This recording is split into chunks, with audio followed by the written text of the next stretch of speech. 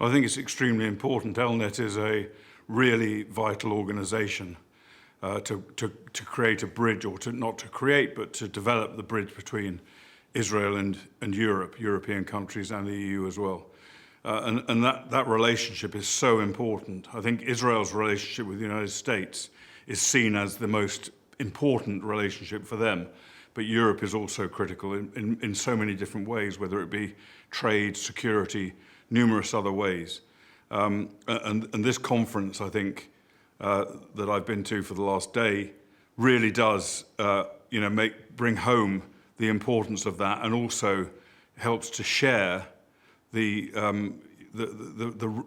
the rationale and the need for this linkage. So I think, ELNet is doing a really great job, and that's brought out very, very prominently in this conference. Well, I think European countries, particularly in Western Europe, have woken up now more to the dangers and the threats that they face than ever since the end of the Cold War. And that's partly as a result of President Trump's approach to Europe, where he's no longer, and rightly in my view, no longer prepared to accept freeloading on the US.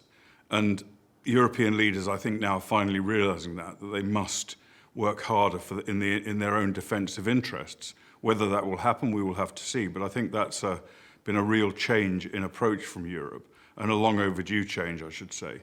As far as Israel and Europe is concerned, Israel has the capability of being so useful for Europe and in so many different ways, including, of course, intelligence, but I would say particularly in terms of air defense in the era of very long-range ballistic missiles, of drones particularly, which have been coming to the fore more in recent warfare. And Europe is pretty much unprepared for this. I'm not even talking about offensive European operations, but just the defensive alone is a huge hole in Europe.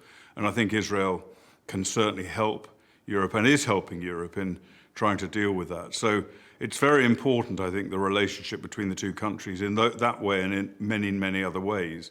And I do think that Israel is more than happy to be a friend of Europe. I think my concern is to the extent to which some European countries are willing to be a friend of Israel. I think the relentless criticism of Israel from some capital cities is both wrong, unnecessary, and harmful, potentially harmful to our relationship. And I think, again, this is where the dialogue between Israel and European countries, delivered partly at least through ELNet, is really important.